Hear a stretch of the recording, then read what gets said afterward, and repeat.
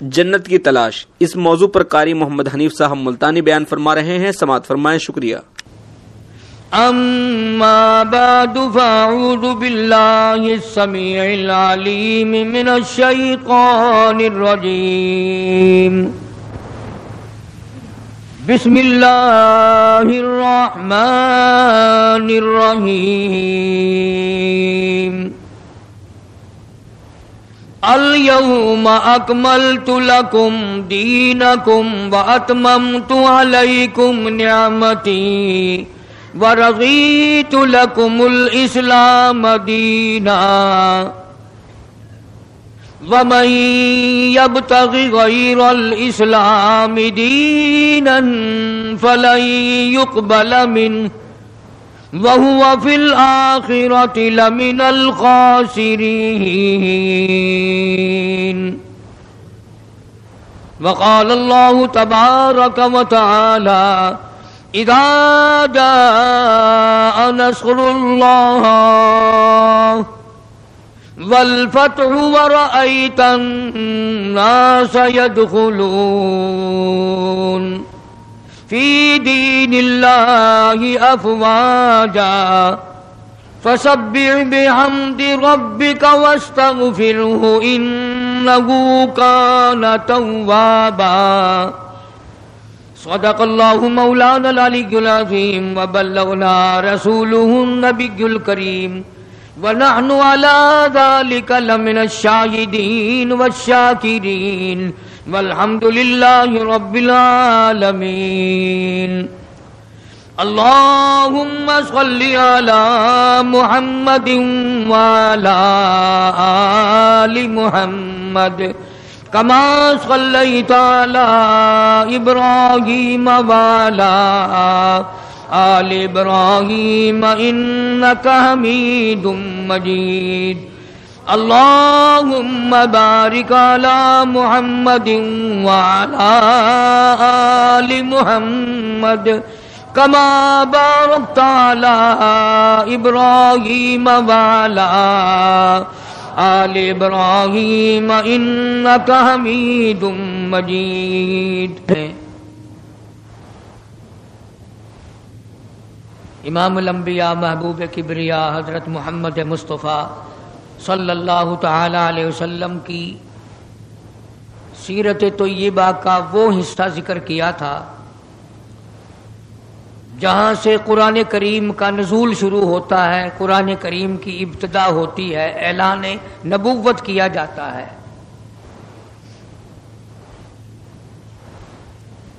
سیرت طیبہ کا موضوع اتنا طویل ہے، اتنا لمبا ہے، ہمارا اہل سنت والجماعت کا یہ عقیدہ ہے کہ دنیا کے سارے درختوں کی قلمیں بنا لو، جتنے ندی نالے نہر دریا سمندر ہیں سب کی سیاہی بنا لو، اور جناب رسول کریم صلی اللہ علیہ وسلم کی تعریف اور ثنا لکھنی شروع کر دو۔ ہمارا عقیدہ ہے کہ درخت قلمیں دیتے دیتے ختم ہو جائیں گے، سمندر سیاہی مہیا کرتے ختم ہو جائیں گے، مگر کالی کملی والے کی تعریف کا کوئی حصہ بھی ادا نہ ہو سکے گا۔ اس لیے اللہ پاک جل شانہ نے خود جن کی تعریف فرمائی ہو، جن کا شناخہ خود خدا ہو، اور بندہ کیسے مکمل کر سکتا ہے؟ ہمیں تو سمجھنا ہی آج تک، ورنہ ہر لمحہ ہماری زبان سے کلمہ نکلنا چاہیے، لا الہ الا اللہ محمد الرسول اللہ صلی اللہ علیہ وسلم۔ اٹھتے بیٹھتے چلتے پھرتے ہماری زبان سے کلمہ نکلنا چاہیے۔ اللہ پاک جل شانہ نے اسی طرح سے درود شریف کے لیے بھی بڑے فضائل فرما دیے حضور کریم صلی اللہ علیہ وسلم کی ذات اقدس پہ۔ فرمایا جو ایک مرتبہ درود پاک پڑھے 10 نیکیاں ملتی ہیں، 10 گناہ معاف ہوتے ہیں، 10 درجے بلند کر دیے جاتے ہیں۔ اور یہاں تک فرمایا جو آدمی کالی کملی والے صلی اللہ تعالی علیہ وسلم کا نامی سنے، اس میں گرامی اپنی زبان پہ لائے، اگر سرکار کی ذات اقدس پہ درود پاک نہ پڑے، حدیث پاک میں آتا ہے وہ بڑا بد نصیب ہے، بڑا بدبخت ہے، بڑا بخیل ہے، جہنمی ہے۔ یعنی یہ حق ہے حضور کریم صلی اللہ علیہ وسلم کا، اور اتنی فائدے والی چیز ہے، ایک درود پاک سے 30 فائدے، 10 گناہ معاف، درجے بلند، 10 نیکیاں۔ اور حدیث پاک میں کثرت سے آتا ہے کہ فضائل درود شریف کی کثرت کرنے والا مرتے وقت کبھی ایمان سے خالی نہیں جا سکتا۔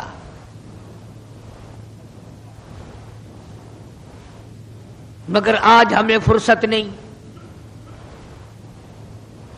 اس لیے قرآن کریم نے ان چیزوں کا اعلان کر دیا۔ حجۃ الوداع کا زمانہ ہے، کالی کملی والے کا آخری حج ہے۔ جبل رحمت کے نیچے ذرا سی نیچے اتر کر جگہ بنی ہوئی ہے، وہاں پر ایک اونٹنی پہ سوار ہے، ایک ڈاچی پہ سوار ہے، لوگوں کو فرمایا یا ایھا الناس، او لوگو، او انسانوں، او آدمیوں، اللہ اور اس کے رسول کو ماننے والوں،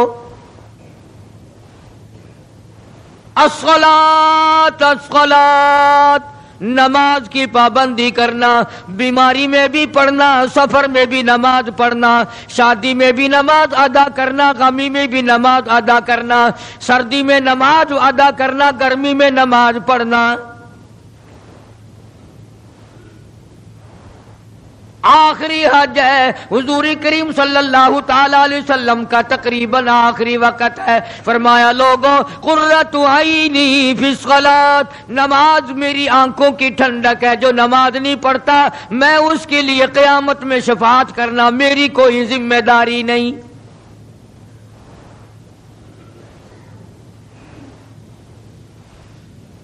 او ما ملکت ایمانہم، اور لوگوں اپنے ملازموں کا خیال کرنا، محتاجوں کا خیال کرنا، غریبوں کا خیال کرنا، مزدوروں کا خیال کرنا، معذوروں کا خیال کرنا، غریب پروری کرنا، لوگوں کے ساتھ ہمدردی والا برتاؤ کرنا۔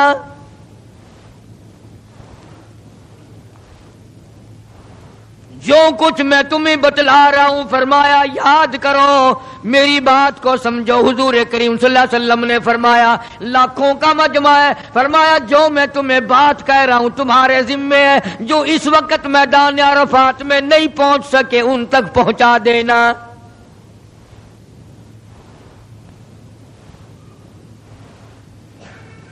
ادھر آپ نے امت کو تبلیغ فرمائی، آخری خطبہ ہے حضور کریم صلی اللہ علیہ وسلم کا، آخری خطبہ، آخری وعد ہے، آخری نصیحتیں ہیں۔ ادھر قرآن کریم کی آخری آیت نازل ہو گئی، الیوم اکملت لکم دینکم واتممت علیکم نعمتی ورضیت لکم الاسلام دینا۔ کالی کملی والے آج ہم نے تمہارا دین کامل کر دیا، اسلام مکمل ہو گیا۔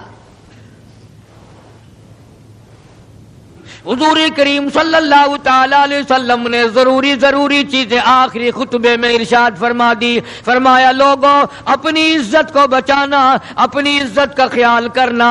دو چیزوں کی ضمانت آج تم مجھے دے دو، ایک چیز کی ضمانت آج میں تمہیں دے دیتا ہوں، اپنی زبان کی اجازت دو، غلط نہیں استعمال کرو گے، اللہ رسول کے خلاف نہیں چلاؤ گے، اپنی نفسانی خواہشات کی ضمانت دو، اللہ اور اس کے رسول کے حکم کے خلاف نہیں برتو گے، نہیں چلاؤ گے۔ فرمایا والذی نفسی بیدی محمدا، او لوگوں اس مالک کائنات کی قسم میں جنت الفردوس کی تمہیں ضمانت دیتا ہوں۔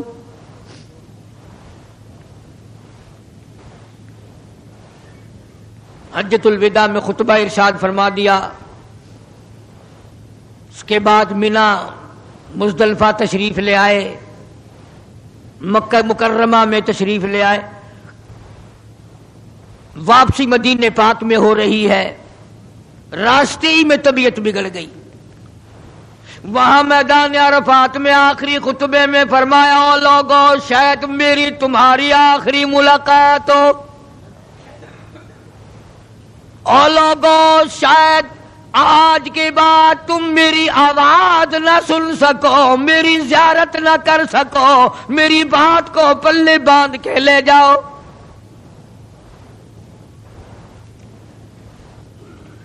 مدینہ طیبہ میں پہنچ گئے.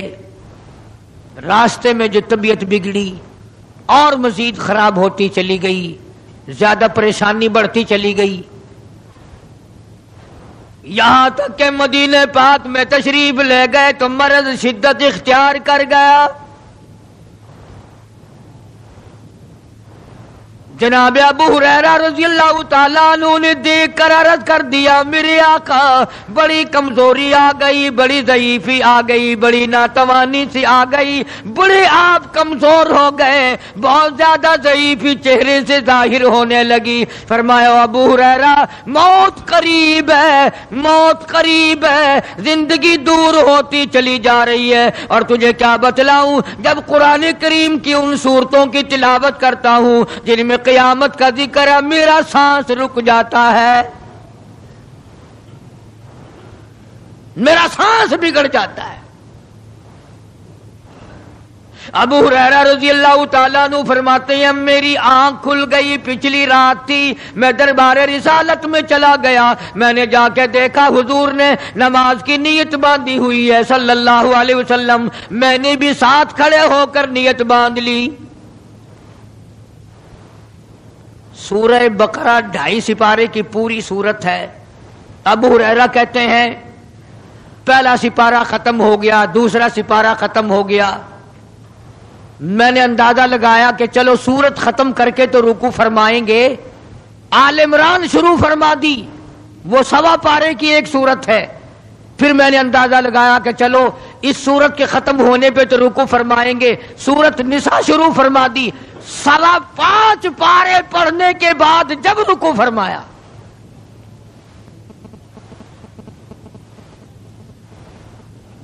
اپنا حال بھی دیکھ، اس کالی کملی والے کا حال بھی دیکھ صلی اللہ علیہ وسلم. ابو ہریرہ کہتے ہیں جب قرآن مجید کی تلاوت ہو رہی تھی، میں پاس کھڑا ہوا تھا نماز میں، حضور کے سینے سے، آپ کی چھاتی سے مجھے یوں سانس پھولنے کی آواز آئی جیسے ہنڈی پکتی ہوئی کھولتی ہے. سانس پھول گیا. قرآن کریم کی تلاوت کرتے کرتے طبیعت متاثر ہو رہی ہے. اس قسم کی نماز پڑھتے تھے ہمارے آقا حضرت محمد الرسول اللہ صلی اللہ علیہ وسلم. آج امت کی نمازیں اور اپنی نمازیں اور میری نمازیں تمہارے سامنے ہیں. امام الانبیاء محبوب کبریا حضرت محمد مصطفیٰ صلی اللہ تعالی علیہ وسلم کا مرض اتنا شدت اختیار کر گیا، بے ہوشی شروع ہو گئی. کبھی ہوش آ جاتا ہے، کبھی پھر بے ہوشی طاری ہو جاتی ہے. مرض بڑھتا چلا گیا. ایک روز نماز کا وقت آیا، جناب مدنی کریم صلی اللہ تعالی علیہ وسلم کے دیوانے، حضور کے پروانے، حضور کی شہدائی، حضور کے اوپر جان مال قربان کرنے والے، اولاد قربان کرنے والے، ساری زندگی قربان کرنے والے صحابہ کرام مسجد میں حیران ہیں، آج نماز کیسے پڑھیں گے، سرکار موجود نہیں.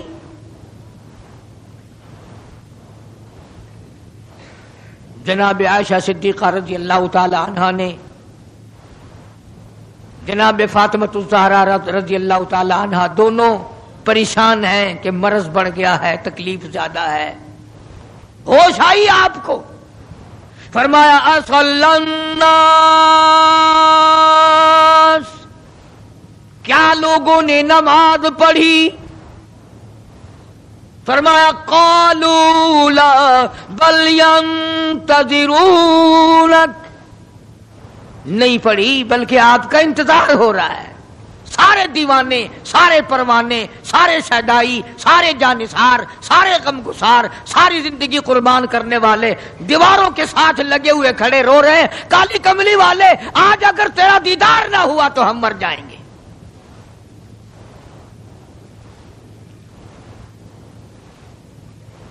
فرمایا مری ابا بکر ان یصلی الناس، عائشہ رضی اللہ تعالی عنہ، ابو بکر کو میری طرف سے حکم دو میرے مصلی پہ کھڑا ہو کر نماز پڑھائے، میرے مصلی پہ کھڑے ہو کر نماز پڑھائے۔ حضرت عائشہ رضی اللہ تعالی عنہ نے عرض کر دیا، میرے آقا میرا ابا تو کئی دن سے روتا پھرتا ہے، کئی دن سے رو رہا ہے۔ اذا جاء نصر اللہ کی سورت جب نازل ہوئی تو سارے صحابہ نے خوشی منائی، سارے مدینے نے خوشی منائی۔ اذا جاء نصر اللہ والفتح، اللہ کی حمایت آئے گی، نصرت آئے گی، تائید آئے گی، فتح آئے گی۔ ورأیت الناس یدخلون فی دین اللہ افواجا، تم دیکھو گے کہ فوج کی فوج اسلام میں داخل ہو رہی ہیں، لشکر کے لشکر اسلام میں داخل ہو رہے ہیں۔ ساری بات خوشی کی ہے۔ فسبح بحمد ربک، اور آپ میری تسبیح بیان کریں۔ بس یہ آیت سن کر ابو بکر کی چیخ نکل گئی۔ سارا مدینہ خوشیاں منا رہا ہے، سارا مدینہ خوشیوں میں ہے، سارے صحابہ خوشیاں منا رہے ہیں۔ عام لشکر اسلام میں داخل ہوں گے، ساری فوجی اسلام میں داخل ہو جائیں گی، لیکن ابو بکر صدیق کو لوگوں نے دیکھا اس کونے میں بیٹھا روتا ہے، گھر میں بیٹھا ہوا رو رہا ہے۔ اس نے پوچھا صدیق رضی اللہ تعالیٰ عنہ، سارے تو خوشیاں منا رہے ہیں، تو رو رہا ہے، تجھے کیا تکلیف پہنچی ہے؟ اذا جاء نصر اللہ کی سورت کے نزول کا پتہ نہیں چلا؟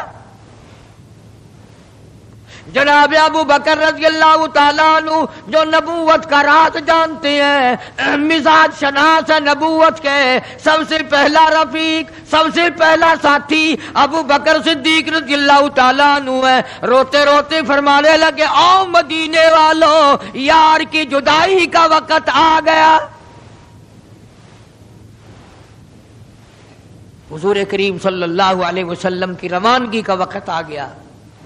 انہوں نے کہا تجھے کیسے پتا چلا؟ کہ دیکھتے نہیں ہو قرآن میں کیا؟ فسبح بحمد ربک، آپ میری تسبیح بیان کریں، مطلب یہ کہ آپ میرے یہاں آ جائیں۔ سب سے زیادہ صدیق اکبر نے قرآن کریم کو سمجھا۔ تو حضرت عائشہ رضی اللہ تعالیٰ عنہ نے عرض کیا، کالی کملی والے وہ تو پہلے ہی روتے پھرتے میرے ابا، تو کسی اور کو حکم دو۔ فرمایا عائشہ، امت میں تیرے باپ جیسا نظر کوئی نہیں آتا، ساری امت میں تیرے باپ جیسا نظر کوئی نہیں آتا۔ صدیق اکبر رضی اللہ تعالیٰ عنہ کو حکم مل گیا، صحابہ نے مصلی پہ کھڑا کر دیا، نماز ہو رہی ہے۔ اللہ اکبر، ایک تھوڑا سا نقطہ باریک سا ہے، اگر توجہ کرو گے تو مزہ آئے گا۔ ادھر حکم دے دیا نماز پڑھانے کا، ادھر نماز شروع ہو گئی۔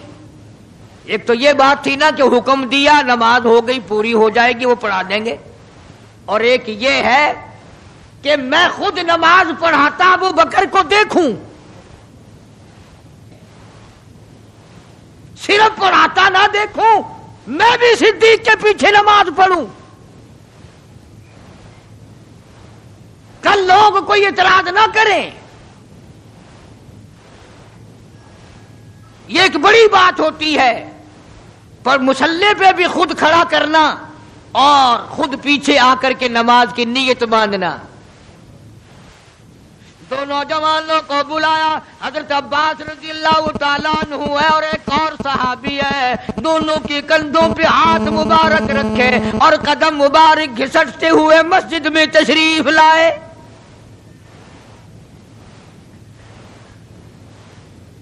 آپ اور میں تو تھوڑی سی تکلیف ہو جائے، سب سے پہلا نزلہ نماز پہ پڑتا ہے، کھانا اچھا ہو جائے گا، ڈاکٹروں کا خرچ بڑھ جائے گا، اور گھر والوں کا دھیان بڑھ جائے گا، فکر بڑھ جائے گا، لیکن مرنے والا، بیمار پڑنے والا جو ہے نماز سے بے فکر.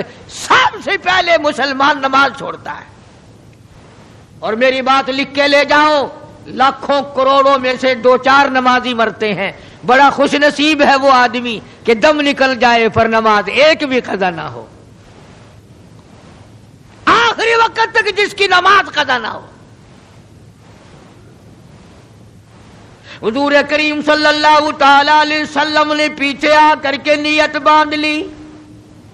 ابو بکر کو احساس ہو گیا، پتہ چل گیا کہ صدیق اکبر کو معلوم ہو گیا. حضور میرے پیچھے تشریف لے آئے، نماز میں شامل ہو گئے. ابو بکر پیچھے ہٹنے لگے، مصلی چھوڑنے لگے. آپ نے فرمایا الزم مکانک، ٹھہرا رو وہیں جہاں میں نے تجھے کھڑا کر دیا.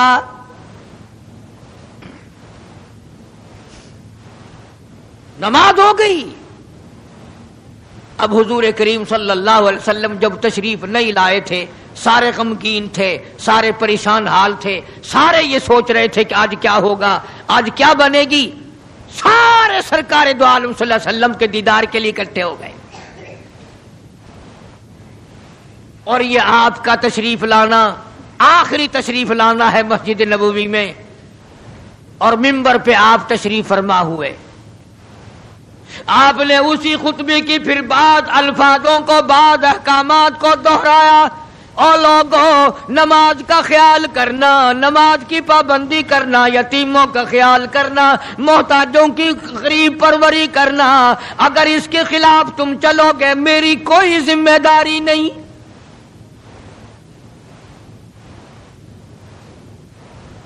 بیماری کی کیفیت کو دیکھ کر، چہرے کی کیفیت کو دیکھ کر صحابہ کرام رو رہے ہیں. سب کا دل اندر سے یہ کہتا ہے شاید آج آخری دیدار ہے، شاید آج آخری ملاقات ہے. ادھر خود اعلان فرما دیا، فرمایا لوگوں میری تمہاری شاید آخری ملاقات ہو، آج کی بعد زیارت نہ کر سکو گے. میری بات سن لو، میری بات اپنے دل میں لکھ لو، کلمہ قرآن کو اپنی ساتھ رکھنا. میں یہ قرآن کریم تمہارے سپرد امانت کے طور پہ کر رہا ہوں، کل قیامت میں تم سے واپس لے لوں گا. سارے صحابہ چاروں طرف سے اکٹھے ہیں، مجمع بنا ہوا ہے. ادھر منبر پہ تشریف فرمائے، خود ہی فرمانے لگی الوداع الوداع اے دوستو، اب جلد اتر جائیں گے ہم. الوداع اے دوستو، اب جلد اتر جائیں گے ہم، اور پھر کبھی اس دنیا کمینی میں نہیں آئیں گے ہم. میرا آخری وقت ہے، میری تمہاری آخری ملاقات ہے، میری بات یاد کر لو. سارے دیوانے حیران ہو گئے، اور بھی پریشانی بڑھ گئی. لوگ قریب آ گیا بچھڑنے کا معاملہ. ہم نے اولاد کو قیمہ بنتا دیکھا، پرواہ نہ کی. ہمارے بچوں کو ظالموں نے نیزے کی نوک پہ لٹکا دیا، پرواہ نہ کی. وطن چھڑا دیا، پرواہ نہ کی. 8 دن پانی کی بوند نہ ملی، پرواہ نہ کی. مہینوں مہینوں روٹی کا ٹکڑا نہ دیکھا، پرواہ نہ کی. کوئی پرواہ نہیں کی. آج یہ کیا سلسلہ شروع ہوا؟ سارے صحابہ کرام بھی رونے لگے اور کہتے ہیں کس طرح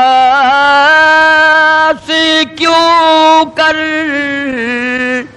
کس طرح سے کیوں کر دل لگائیں گے ہم، اور اس جیسی مبارک شکل کہاں سے لائیں گے ہم. کس طرح جئیں گے، کس طرح گزارا کریں گے؟ آقا ہم نے تو بھوک بجھائی، پیاس بجھائی، سب کچھ تجھ پہ قربان کر دیا تھا. حجرہ عائشہ میں تشریف لے گئے، پھر بے ہوشی طاری ہے. اللہ غنی عائشہ صدیقہ تیرا کتنا اونچا کمال پروردگار نے کر دیا، کتنا اونچا تیرا نام کر دیا.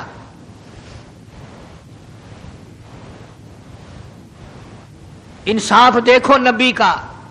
پھر اپنے یہاں بھی میں بھی اور آپ بھی ہاتھ ماریں، ذرا کلیجے پہ ہاتھ رکھ کے سوچیں کہ آخر ہمارا کیا بنے گا. سیدہ حفصہ رضی اللہ تعالی عنہا کو بلوایا، سیدہ ام سلمہ رضی اللہ تعالی عنہا کو بلایا، سیدہ زینب رضی اللہ تعالی عنہا کو بلایا. جتنی بھی ہماری مائیں تھیں، حضور کریم صلی اللہ علیہ وسلم کی گھر والیاں، قرآن کہتا ہے وَأَزْوَاجُهُ أُمَّهَاتُكُمْ، ان کی گھر والیاں ساری تمہاری مائیں ہیں. امہاتہم تمام کے تمام تمہاری مائیں ہیں. اللہ غنی، سیدہ ام سلمہ، سیدہ حفصہ، سیدہ جویریہ، سیدہ زینب، سیدہ صفیہ، سیدہ ام حبیبہ رضی اللہ تعالیٰ عنہما، ساری ہماری ماؤں کو جمع کر کے فرمایا تم تمام کے تمام مجھے اجازت دے دو، میں اپنا آخری دل، اپنے آخری بیماری کا دل عائشہ صدیقہ کے حجرے میں گزار لوں. تم اجازت دو مجھے، بے انصافی نہ ہو جائے، خدا کے یہاں سے پوچھ گچھ نہ ہو جائے. امام الانبیاء ڈر رہے ہیں، ہم قبر میں جا کے ڈریں گے انشاءاللہ. ساری گھر والیوں کو اکٹھا کر کے اجازت مانگی جا رہی ہے، سب نے اجازت دے دی. اصل میں جنت الفردوس کا انتظام ہو رہا ہے، جس جگہ حضور کریم صلی اللہ علیہ وسلم اور عائشہ صدیقہ رضی اللہ تعالی عنہا کو اللہ میاں نے اکٹھا دیکھا، بستر میں دیکھا، قرآن اترتے دیکھا، اس حجرے پہ اتنا پیار آ گیا، اسی کو جنت الفردوس بنا دیا. اور پھر بات بڑھی. جناب عائشہ صدیقہ رضی اللہ تعالیٰ عنہا پریشان بیٹھی ہیں، جناب فاطمہ الزہرا رضی اللہ تعالیٰ عنہا پریشان بیٹھی ہیں، بڑی تکلیف ہے، بڑا شدت کا بخار ہے، بے ہوشی بھی ہے. فرمایا میری عائشہ ٹھنڈے پانی کا پیالہ لے آ. سمجھی میرے محبوب کو پیاس لگی ہوگی، دوڑ کر پانی کا پیالہ لے آئی، اشارہ فرمایا یہاں رکھ دو، رکھ دیا گیا. جناب عائشہ صدیقہ رضی اللہ تعالیٰ عنہ فرماتی ہیں میرا کلیجہ پھٹنے لگا. جناب فاطمہ الزہرا رضی اللہ تعالیٰ عنہ فرماتی ہیں میرا جگر پھٹنے لگا. ہم نے آنکھوں سے دیکھا امام الانبیاء صلی اللہ تعالیٰ علیہ وسلم کی ذات اقدس رحمت والا ہاتھ اس پانی کے پیالے میں بھگو کر اپنے چہرے انور پہ چھینٹے مارنے لگے. یوں چہرے انور کو ٹھنڈا کر رہے ہیں. حضرت عائشہ فرماتی ہیں رضی اللہ تعالی عنہا میں نے عرض کر دیا میرے آقا یہ گھبراہٹ کیسی، یہ پریشانی کیسی، یہ تکلیف کیسی، یہ چھینٹے کیسے؟ فرمایا میری عائشہ تو نہیں جانتی موت کتنی گھبراہٹ والی چیز ہے. وجات سکر الموت بالحق، قرآن کہتا ہے کہ موت کی سختی حق ہے. جناب عائشہ صدیقہ رضی اللہ تعالی عنہا فرماتی ہیں کہ میں نے حضور کی تکلیف کو جب آنکھوں سے دیکھ لیا پھر میرے دل میں یہ بات کبھی آئی ہی نہیں کہ اور کسی کو تکلیف ہو یا نہ ہو.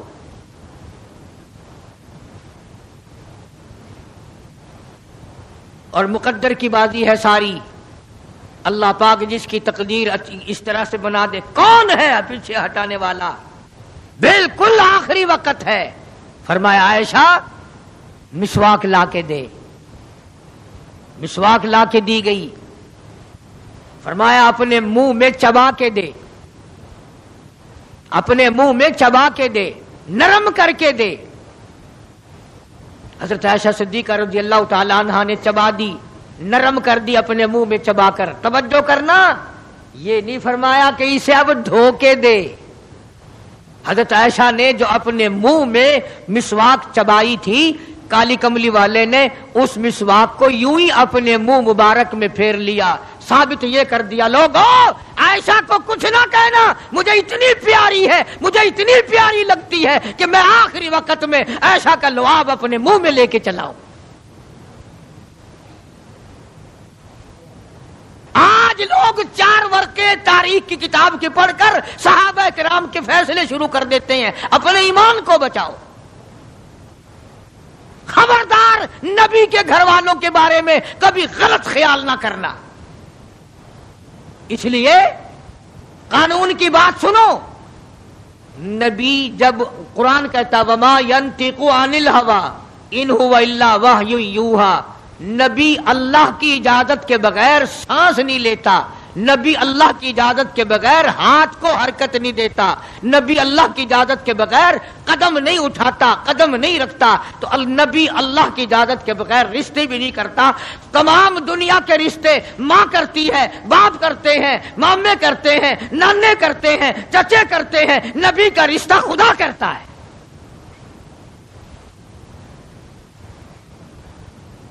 اللہ کی اجازت کے بغیر نبی کا کوئی رشتہ نہیں ہوتا۔ تو حضرت عائشہ کا رشتہ خدا نے کیا اور یہ عظمت خدا نے دی ہے کہ آخری مرتبہ مسواک چبا کر کے دینا، ورنہ حضور کریم صلی اللہ علیہ وسلم کی بیٹی بھی تو یہیں پر موجود تھی۔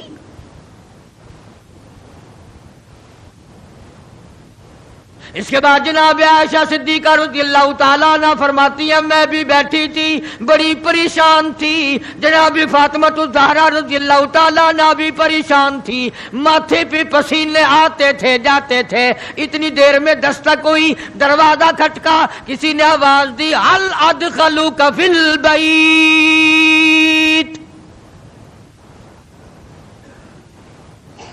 کیا مجھے گھر میں آنے کی اجازت ہے؟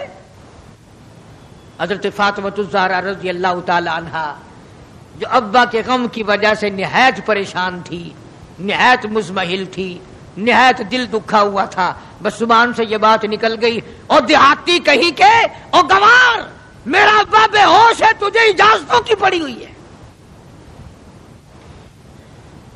سرکار کو ہوش آ گیا، یہ جواب سن لیا اپنی لخت جگر کا، رحمت والا ہاتھ اپنی بیٹی کے سینے پر رکھتے ہوئے فرمایا بیٹی یوں نہ کہو، یہ دیہاتی نہیں، یہ گوار نہیں، یہ پاگل نہیں، یہ تو اسرائیل ہے، یہ تو تیرے ابا کا مقام ہے کہ اجازت لے کے آ رہا ہے۔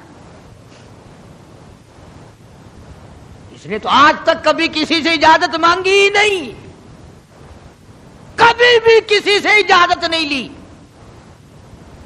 یہ اکرام ہے محمد مصطفیٰ صلی اللہ تعالی علیہ وسلم کا۔ تشریف لے آئے اور یہ جو معاملہ ہو رہا ہے نا، جو کچھ میں بتلا رہا ہوں یاد کرنے کے لیے عرض کر دوں، یہ جو کچھ میں آج تمہیں بتلا رہا ہوں، چونکہ ربیع الاول کا مہینہ ختم ہو رہا ہے، آج اس کا آخری جمعہ ہے، اس لیے میں اس عنوان کو ختم کرنا چاہتا ہوں۔ اور مطلب میرا کیا ہے، یہ جو کچھ میں تمہیں بتا رہا ہوں ساری دنیا کے علماء کا اتفاق ہے، یہ سب کچھ 12 ربیع الاول کو ہو رہا ہے۔ یہ اسرائیل کا آنا اور یہ بیماری اور یہ پریشانی اور یہ پسینے اور یہ حضرت عائشہ کا مسواک کو چبا کر کے دینا اور فاطمہ الزہرا کو پریشان ہونا، یہ 12 ربیع الاول کو ہو رہا ہے سب کچھ۔ جس دن تو ڈھول بجاتا ہے، جس دن تو نے 1400 سال کے بعد ناچنے کا پروگرام بنایا ہوا ہے،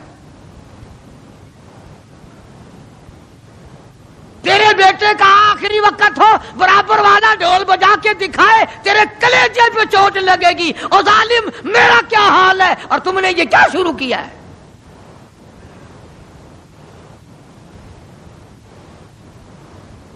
حضور کریم صلی اللہ علیہ وسلم نے فرمایا بیٹی انہیں کچھ نہ کہو، یہ تو وہ ہیں جو بچوں کو یتیم بنا دیں، یہ تو وہ ہیں جو سہاگ اجاڑ کے رکھ دیں، یہ وہ ہیں جو چلتے چلاتے ہنستے کھیلتے گھروں کو کی تباہی پھیر دیں، اسرائیل ہے۔ تشریف لے آئے، سلام پہنچایا، سیرت کی کتابوں میں ہے اللہ پاک کا سلام پہنچایا۔ میں حاضر ہو گیا ہوں، اجازت ہو؟ جی حاضر ہو، تشریف لے آؤ۔ ٹھیک ہے۔ اللہ میاں نے سلام پہنچایا، حضور کریم صلی اللہ علیہ وسلم نے سلام قبول فرمایا۔ سیرت کی ایک کتاب میں ہے کہ حضرت جبریل بھی ساتھ ساتھ تشریف لے آئے۔ کالی کملی والے اللہ پاک آپ کی مرضی کے مطابق پوچھنا چاہتے ہیں کہ جنت کے کون سے درجے میں مزار بنایا جائے؟ فرمایا جبریل تم میرا مزار جنت میں بنا دو گے، میرا بلال کہاں جائے گا؟ میرا سہیل کہاں جائے گا؟ میرا سلمان فارسی کہاں جائے گا؟ اور جن کے چمڑے ادھیڑ دیے گئے، جن کی آنکھیں نکال دی گئی، جن کو انگاروں پہ ساڑا جلایا گیا، جن کی پسلیاں توڑ دی گئی، وہ کہاں جائیں گے؟ یہاں بناؤ مدینے میں۔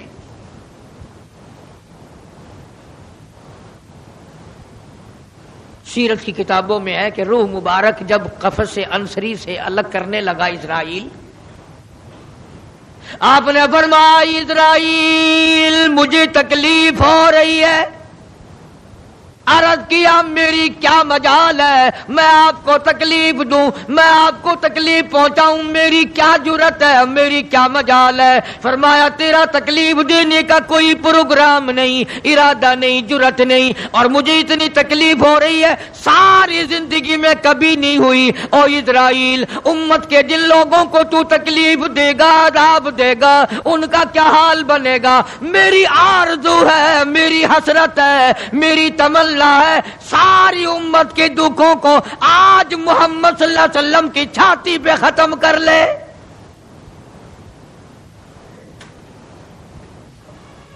جو تکلیف تو نے ساری امت کو دینی ہے وہ آج میرے اوپر ختم کر لے۔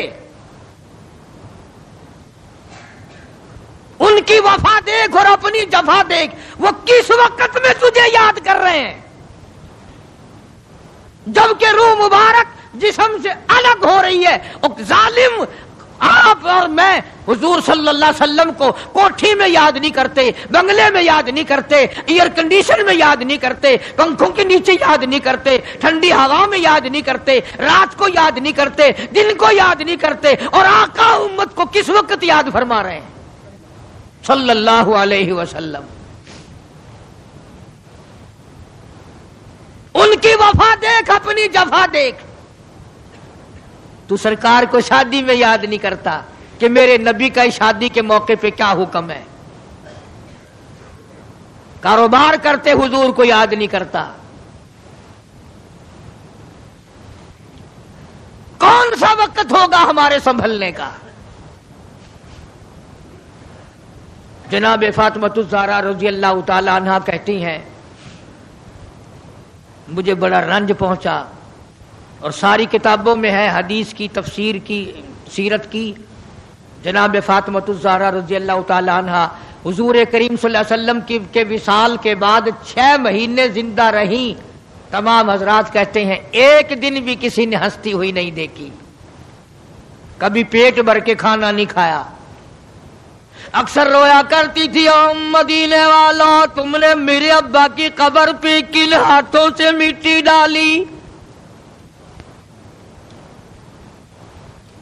اور امت کے ساتھ اور سلوک روا رکھنے والی، محبت والی بات ایک اور چیز لکھی سیرت کی کتابوں میں۔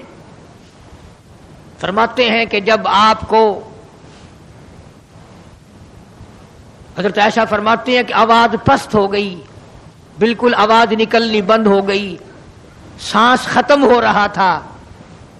توجہ بھائی، سانس ختم ہو رہے تھے، آواز بالکل پست ہو رہی تھی۔ حضرت عائشہ فرماتی ہیں کہ لب حرکت کرتے تھے، لب مبارک حرکت کرتے تھے۔ حضرت عائشہ فرماتی ہیں کہ میں نے یوں کان لگا دیا لبوں کے قریب کہ کیا فرما رہے ہیں۔ فرماتی ہے یہ کی آواز تھی ربی حبلی امتی، مولا میری امت کو معاف کر دے، مولا میری امت کو معاف کر دے۔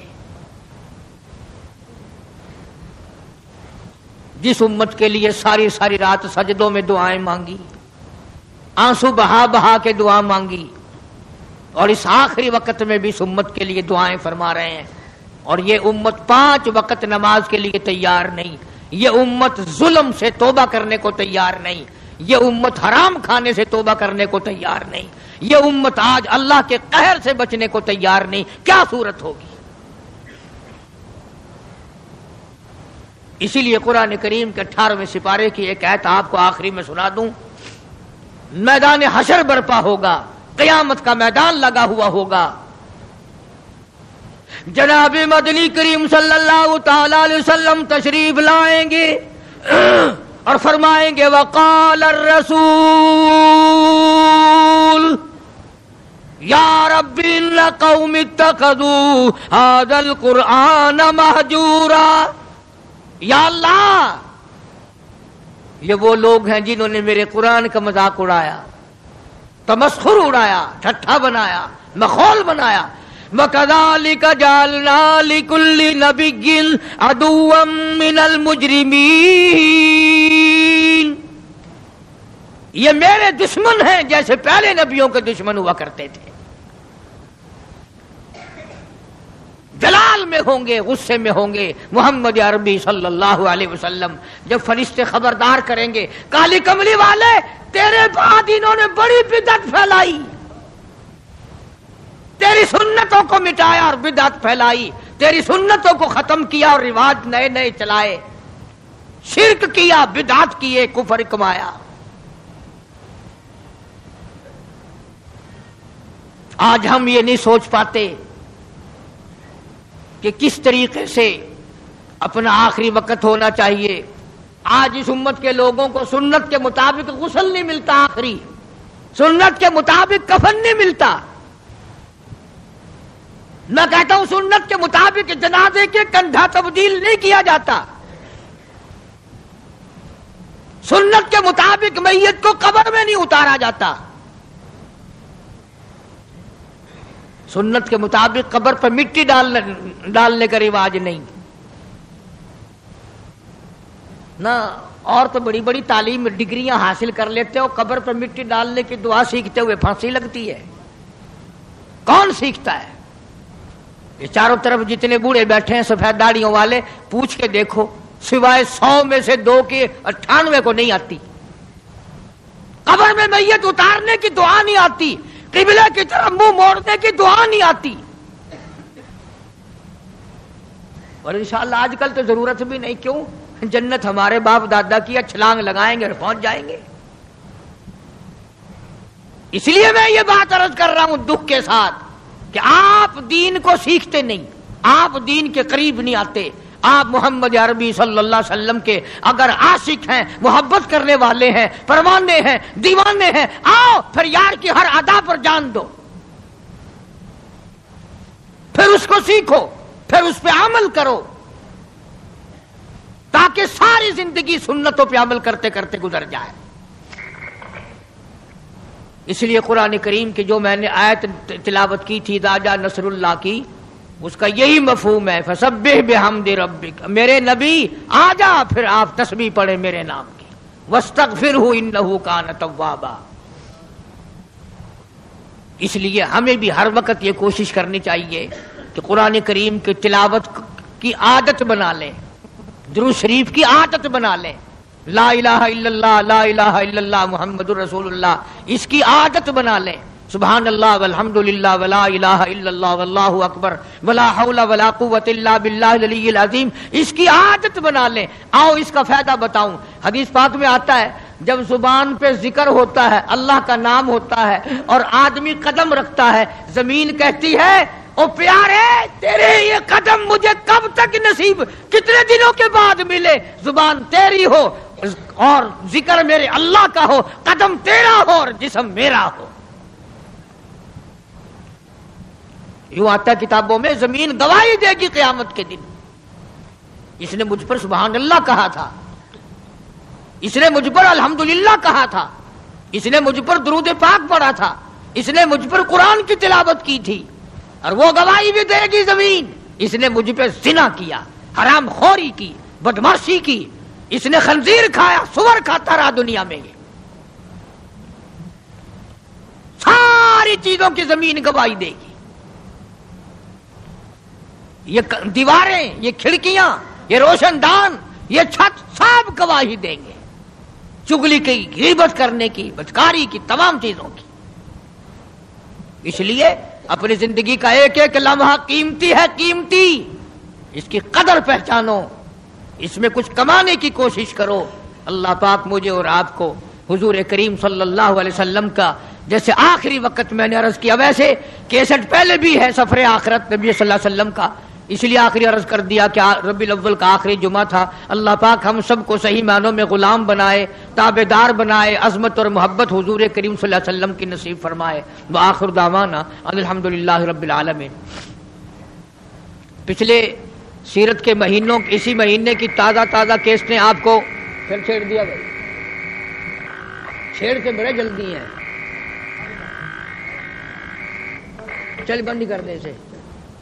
انشاءاللہ العزیز آپ کو پچھلے جمعے کی کیسٹ میں نزول قرآن، اس سے پہلے جمعے کی کیسٹ میں در یتیم اور مولانا پالم پوری کی اس طرح سے مل جائیں گی، تاکہ زیادہ سے زیادہ اس ماہ مبارک میں، ان دنوں میں جو سنے گا اس کو اللہ کے رسول کے ذکر خیر کی توفیق ہوگی۔ اللہ پاک ہم سب کو آخرت اچھی کرنے کی توفیق عطا فرمائے۔ اللہم صلی وسلم وبارک علی سیدنا و مولانا محمد وعلی آل سیدنا و مولانا محمد وبارک وسلم وصلی علیہ۔ یا اللہ سب بیماروں کو شفا عطا فرما۔ حافظ عبید اللہ کے والد کراچی میں بہت میرے خدمت گزار رہے، تکلیف میں تھے، اللہ پاک شفا کاملہ عاجلہ مستمر عطا فرما۔ یا اللہ جتنے بھی پریشان حال ہیں سب کی پریشانیوں کو دور فرما، سب کی مشکلوں کو آسان فرما، سب کی تلخیوں کو راحتوں سے تبدیل فرما۔ مستری نظام الدین ہے شجاع آباد کا، اللہ پاک اس کو صحت کاملہ عطا فرمائے اور تمام مسلمانوں کی پریشانیوں کو دور فرما۔ کوئی ساتھی ہے، اس نے بتایا کہ اس کے بھائی کے بازو میں تکلیف ہے، اللہ پاک صحت کاملہ عطا فرمائے۔ یا اللہ چھوٹوں کو، بڑوں کو، امیروں کو، غریبوں کو، سب کو تندرستی عطا فرما، خیر و برکت عطا فرما، روزی رزق میں، کاروبار میں، فصل میں برکت عطا فرما۔ یا اللہ رحمت کی بارش عطا فرما۔ جن جن لوگوں نے مسجد کی خدمت کی ہے، ہمیشہ کرتے ہیں، یا اللہ ان کے تمام تر کاروبار میں خیر و برکت عطا فرما اور اخلاص عطا فرما۔ اللہ تعالیٰ اس کی پریشانیوں کو دور فرمائے اور تمام مشکلوں کو آسان فرما۔ ربنا آتنا فی الدنیا حسنۃ وفی الآخرۃ حسنۃ وقنا عذاب النار۔ مولا ہم سب کے والدین کی مغفرت فرما، آباء و اجداد کی بخشش فرما، سارے خدمت گزاروں کی بخشش فرما، مولا ساری امت کی مغفرت فرما، ساری مخلوق پہ اپنا کرم اور فضل فرما۔ الہ العالمین سارے ملک پاکستان پہ فضل فرما، حفاظت فرما، رحمت کی بارش عطا فرما۔